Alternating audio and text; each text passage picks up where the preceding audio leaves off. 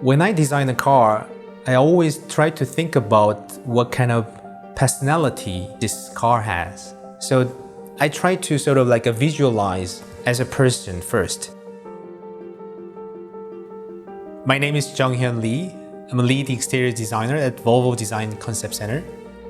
My latest work was the second generation XC60 exterior. I put everything I have into that design because it's gonna last forever.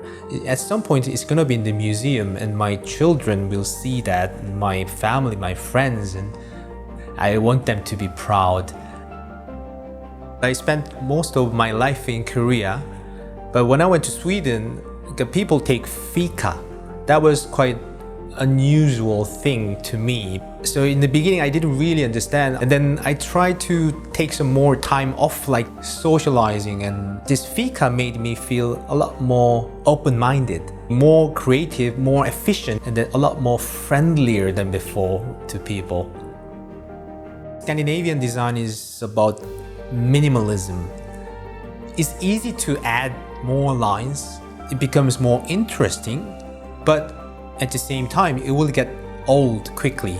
So if you keep taking away lines and then simplify design, then it will last longer. And if it lasts really long, then it becomes classic. When I was working in Korean Air Force as a mechanic of the F4 Phantom, what I learned is it was a beautiful plane from the outside, but when I work inside of that airplane, I could see why it was designed like that.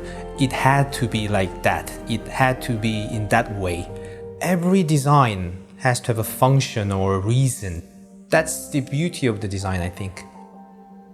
People have feeling of good proportion, and that's not gonna be changed.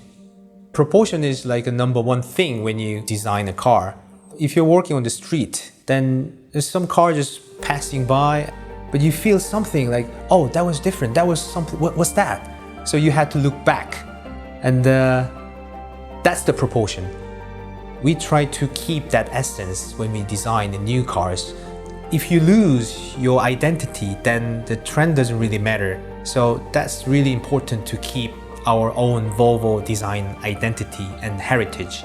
That's in your brain, that's in your heart.